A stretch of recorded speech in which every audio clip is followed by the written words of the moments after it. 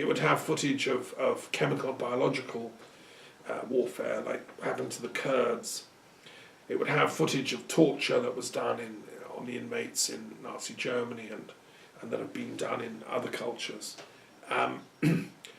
etc. So it would tell absolutely the horriblest kind of history of war and violence.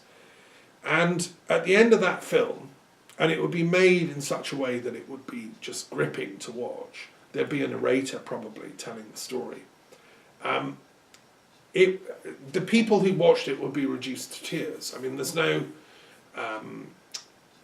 you'd have to be like a robot from another planet not to feel moved at what you've just seen, right? Okay, so then there'd be a break, a pause, a debriefing, hand round the Kleenex box, and the second film, as long, another hour. I mean, there'd be a bit of discussion after the first one and a coffee break and all that.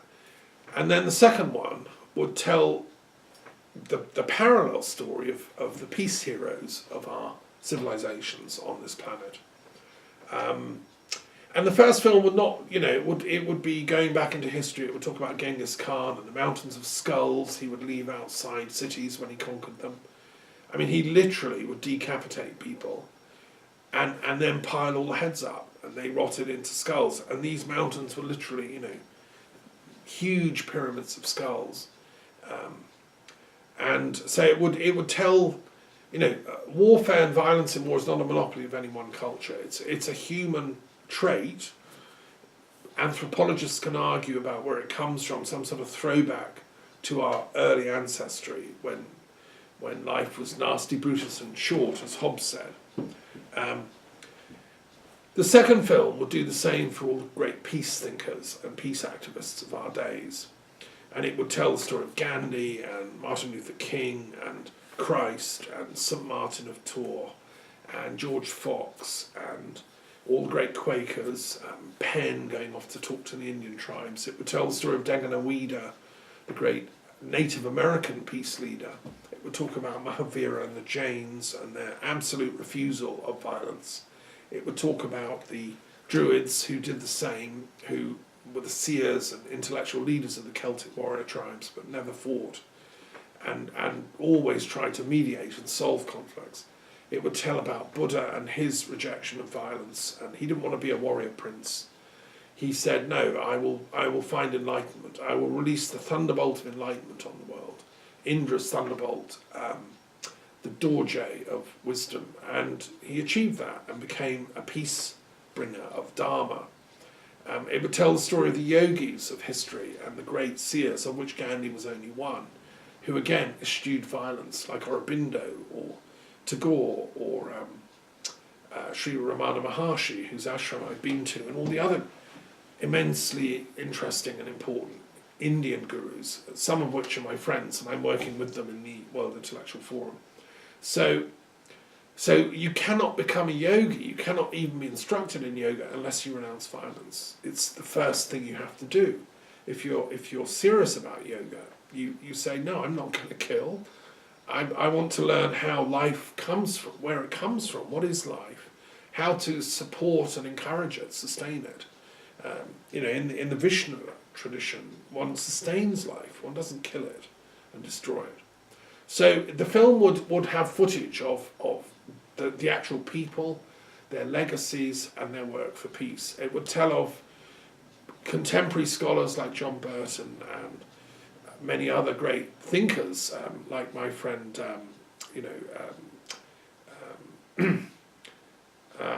well, I've met so many. It was my job at the University of London to go and interview every single peace thinker that was active on the planet, and this is why I've travelled in about 35 countries. I've met all the main scholars behind peace research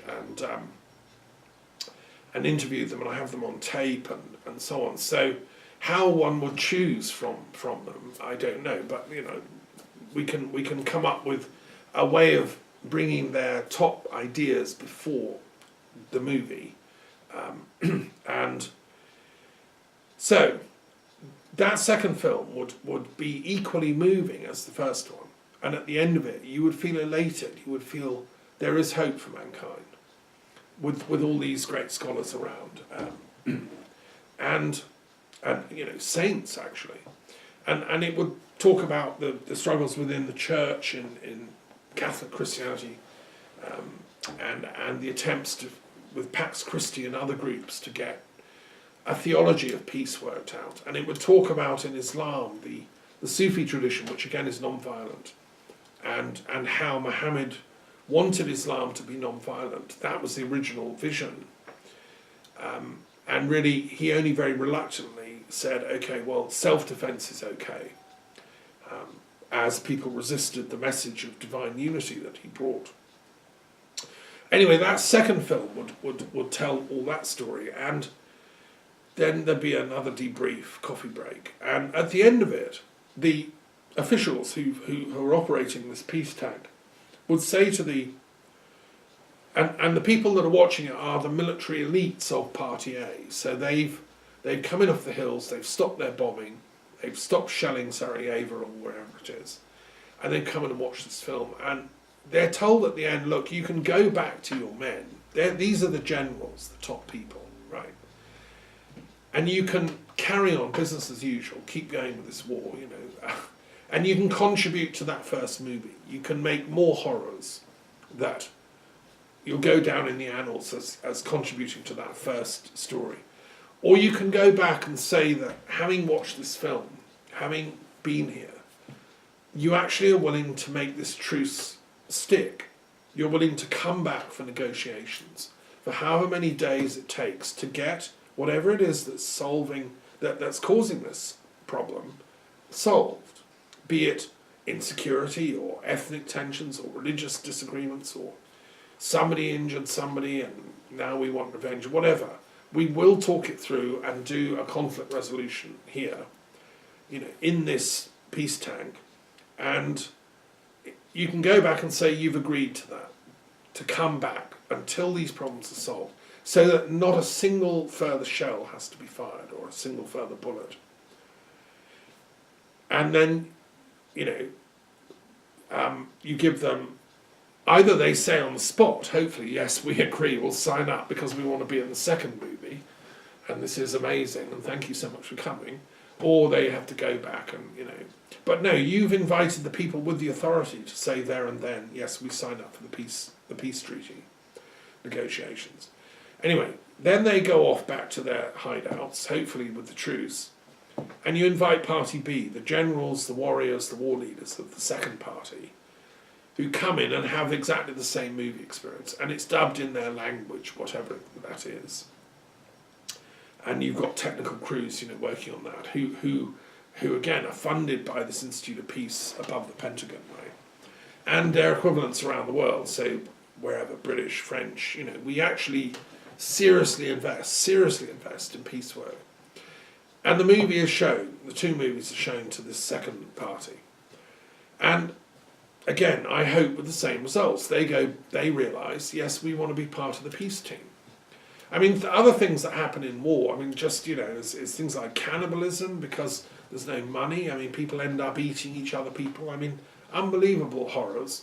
Also, as a scholar, libraries get destroyed, which to me is, obviously a shocking, terrible thing. And Sarajevo's university library was blown up and destroyed by fire and bombs. In the Franco-Prussian War of 1870, the Library of Strasbourg, one of the greatest jewels of European libraries, was also destroyed, and hundreds of thousands of books went up in smoke. And so, as a scholar, this is another reason I don't like war, right? Because look what happened to the Library of Alexandria. It partly burned down in the war that Caesar launched in Alexandria, and we still don't know fully who burned it, but it was war, it was violence, it was religious wars. So that's an example, the peace tank, which is the sort of thing that could be funded by this Institute of Peace on top of the Pentagon, and its equivalents in other countries. We need one in Moscow, in Beijing, in London, in Paris. And we want a peace treaty between all the great powers of the world, the 5 members of the UN Security Council or whatever, to build these things and to say we're actually finally going to deliver on what the UN is supposed to be doing, which, I mean, it should have been doing this all along.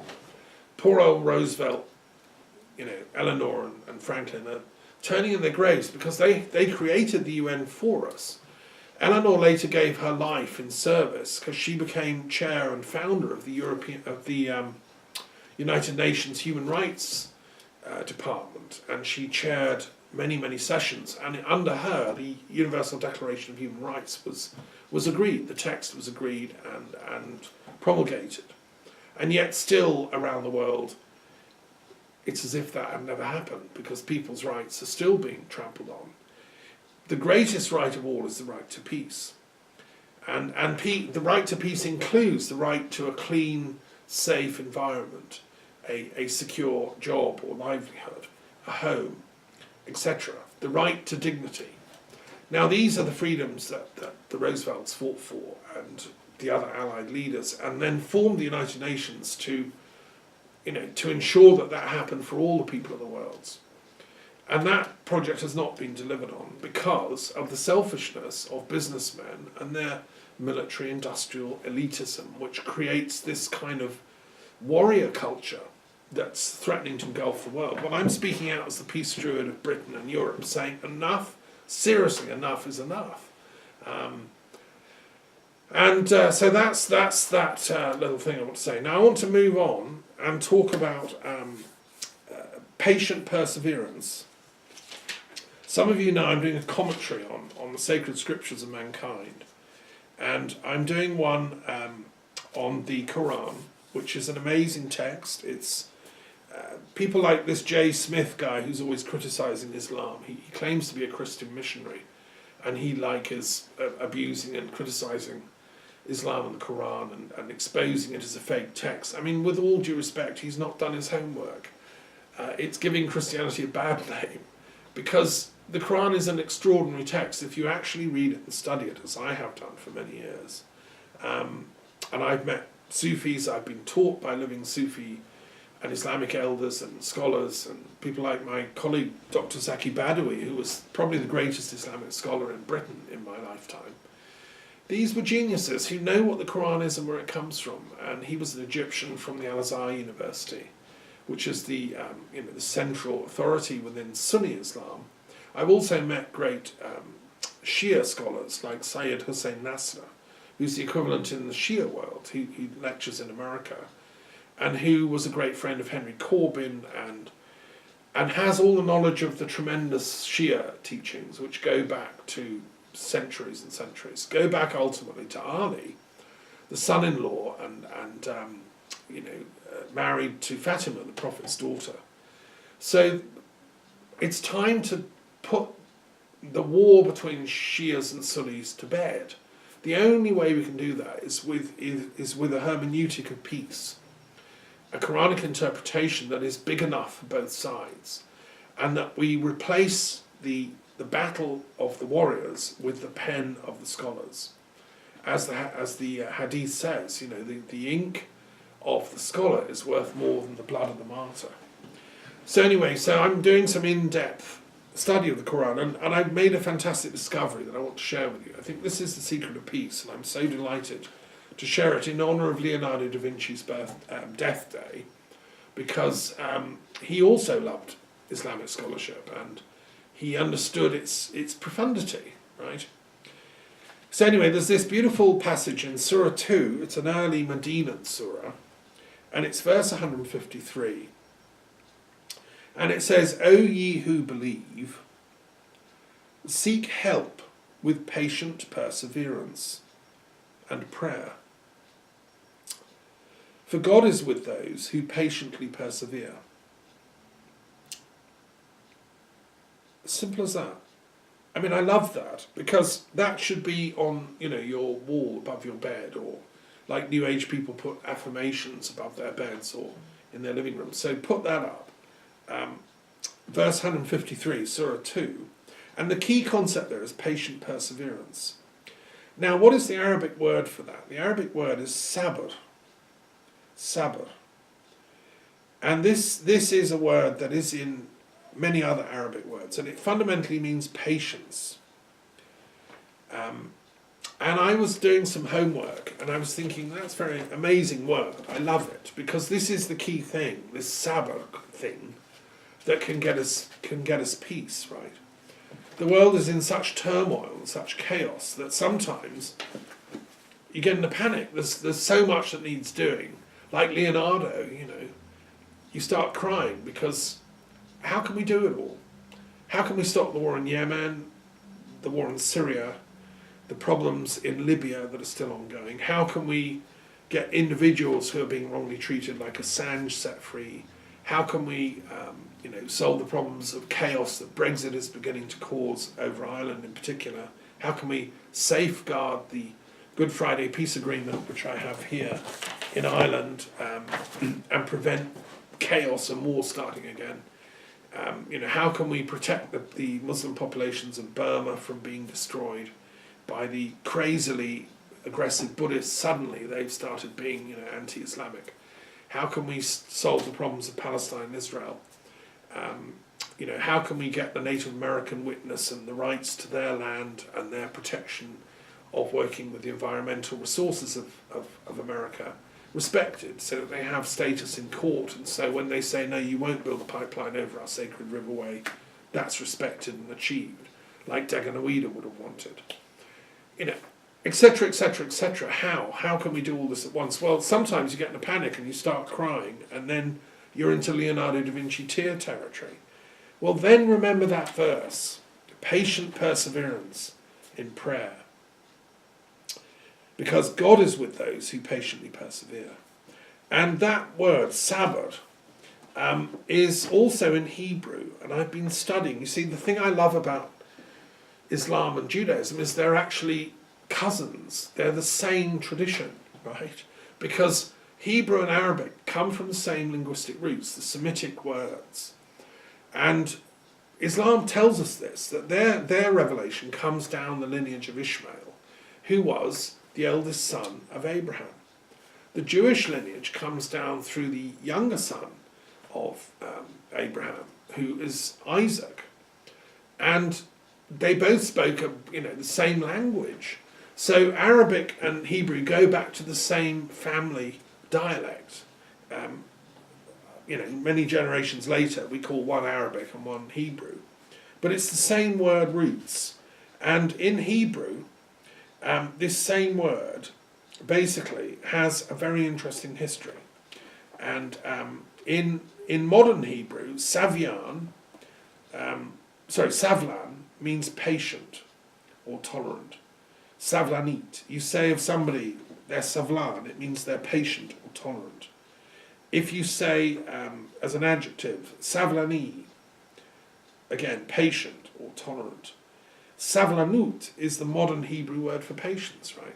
So they've replaced the sabra with savla. It's just a little shift. But actually, so when I dug around a bit deeper, getting very excited now, I went to my etymological dictionary of Hebrew, which is one of my most precious books. I used it during my huge book on the Kabbalah runes, when I went into great detail on the sounds that make up Hebrew and Arabic, the Semitic languages, and also the sounds that make up ancient Egyptian, which was a related language to Hebrew and Arabic, and the other Hamito-Semitic language families, Ethiopic, etc.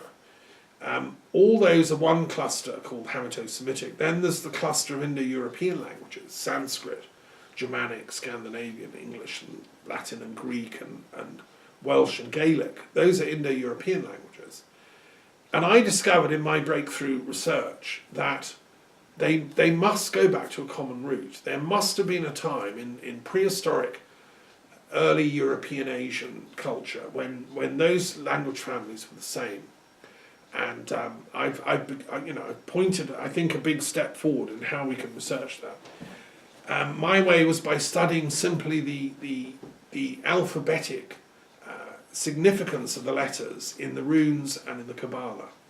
So I believe that in that esoteric tradition, it's very conservative, those religious teachings. They carry a very, very ancient load of understanding from the past.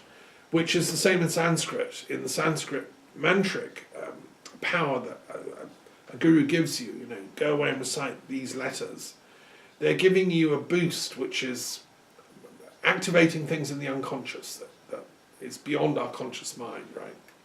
And it's the same with the Kabbalist giving you a particular prayer, or a Sufi giving you a prayer in Arabic. Anyway, this term,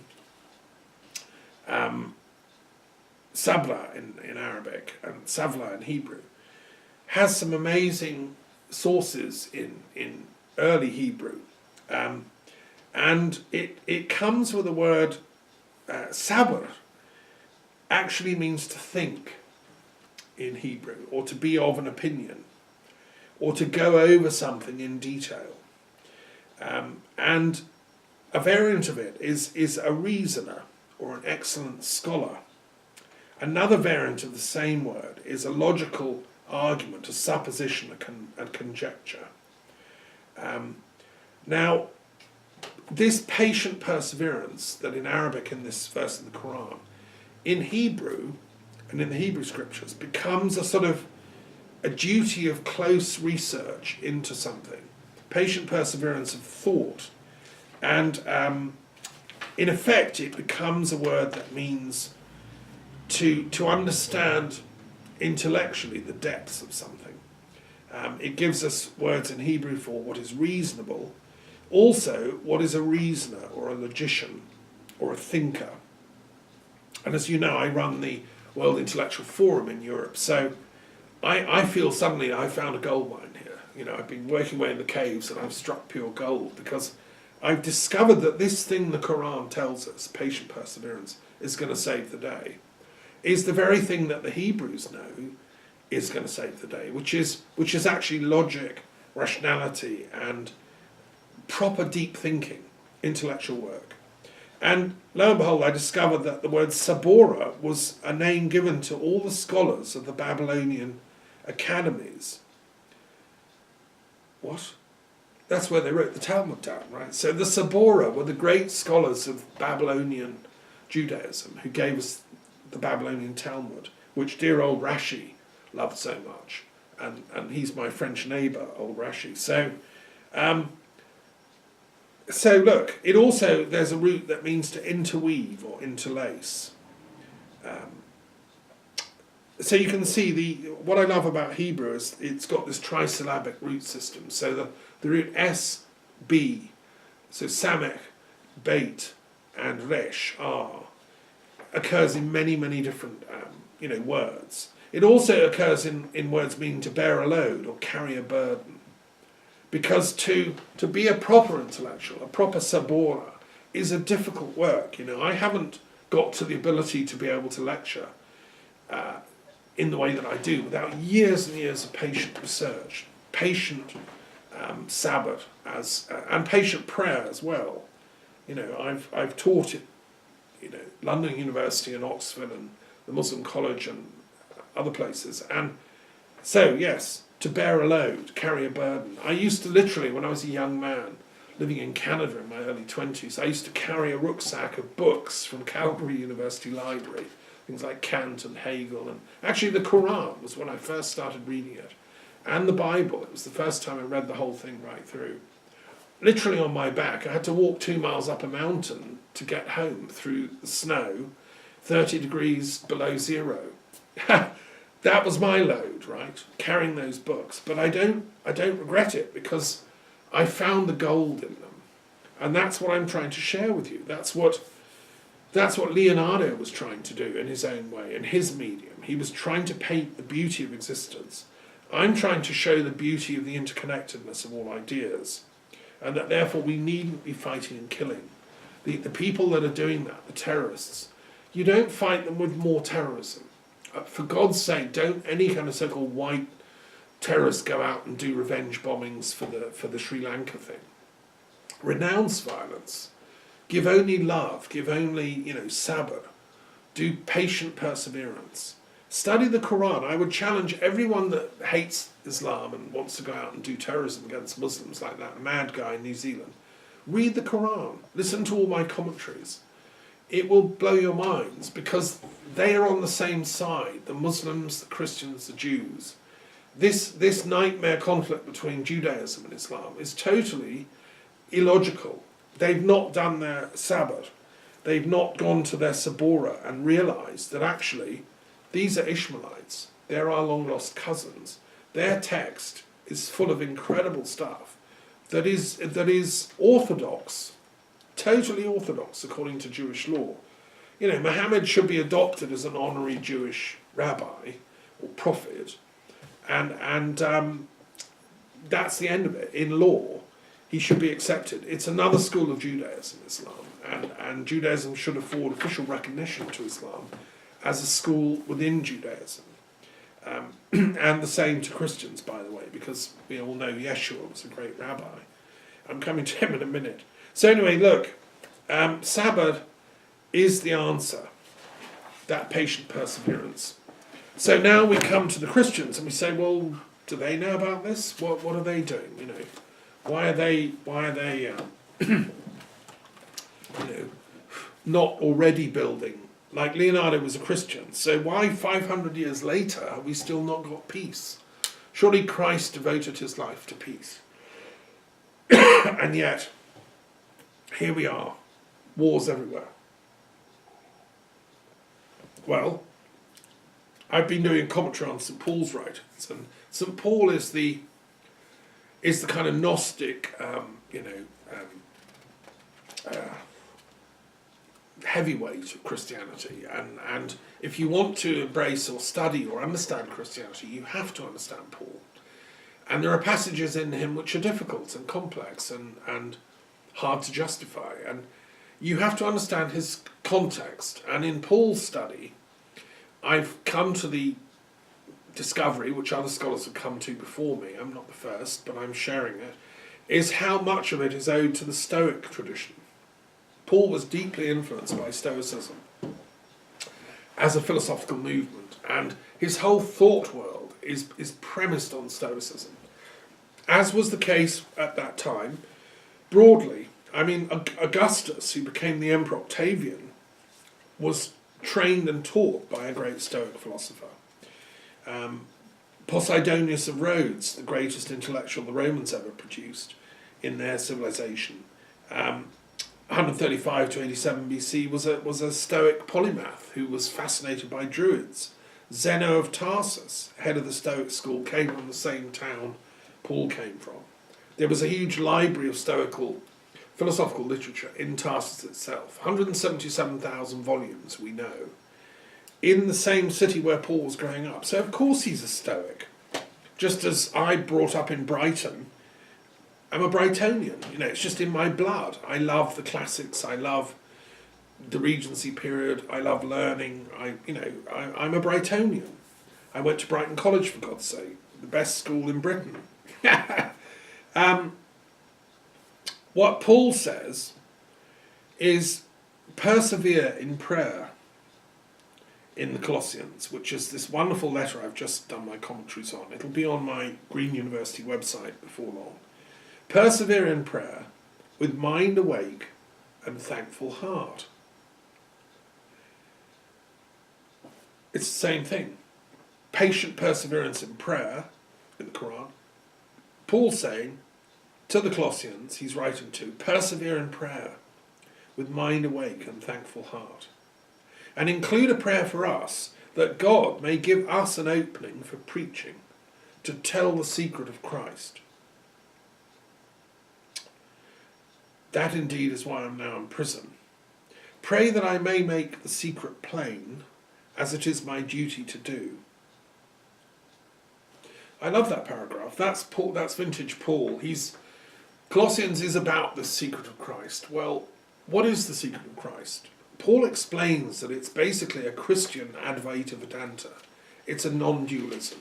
Christ had reached a place of enlightenment where he'd realised the unity of his own highest self with the Godhead. And that is the fundamental basis on which Stoic philosophy operated, right?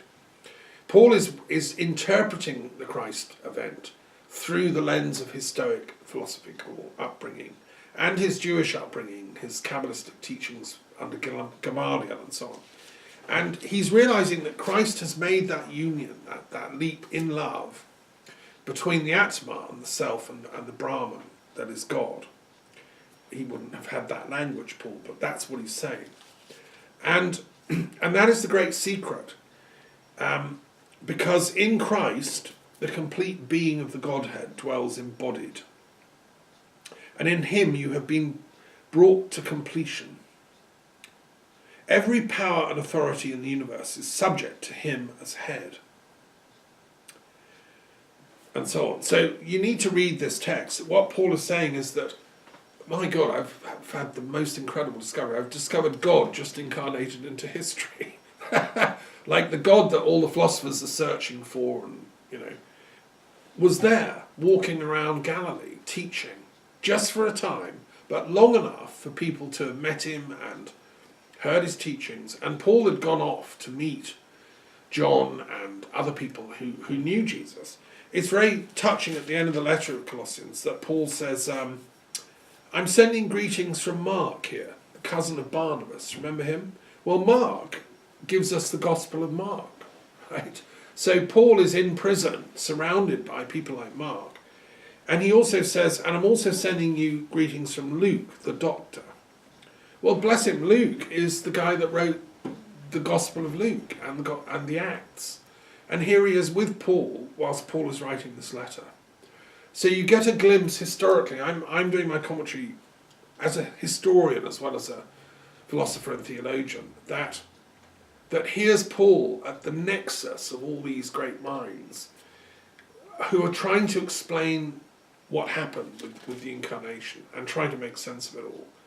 And it's amazing to think that Mark and Luke might have been like comparing notes in Paul's prison, and, well, you write that bit, I'll write this bit. But the fundamental point that Paul is making is that we can't do anything unless we have this patient perseverance and prayer. That's the only way we can get out of this chaos we're in as a planet. It was true then in his day, it's true now. And I would say what I want is much less emphasis on what differentiates between Jewish, Islamic and Christian wisdom, and much more emphasis on what unites them. We scholars have a duty to provide a hermeneutic of peace and reconciliation between these great faiths. I mean, the communists tried to create communism by throwing out all the sacred scriptures. Marx was intolerant of spirituality because he was fundamentally unlettered in it. He didn't understand what this is all about, bless him. And I'm doing a commentary on Das Kapital, by the way, just to explain in detail for colleagues who are still attracted down that path. Yes, he got some things right, amazing, exposure of poverty and the suffering of the poor, but he was poor when it came to religious studies. He never graduated. I don't think he had actually ever read Hegel's comparative lectures on religious studies and so on. He just ignored them. And so that's had sad consequences, because wherever that Marxist tradition has seized power, in the Leninist schools or the Maoist schools, it then suppresses that innate spiritual instinct in human beings, and instead of galvanizing it and utilizing it as a force for peace and for good. So we scholars have a huge job on our hands. We've got to go through all these texts, including the Marxist canon, including the Jewish canon, the Christian, the Islamic, let alone the Hindu, the Buddhist, and all the rest, and find a way of reconciling and creating a hermeneutic of peace. So that's what I'm doing. I'm not doing it single-handedly. Obviously, there are great scholars all over the planet in pockets, and I mentioned a few of them. But we have we die off. So more need to come forward from the schools of Cambridge and Oxford and London and Harvard and Beijing and Tübingen and all the great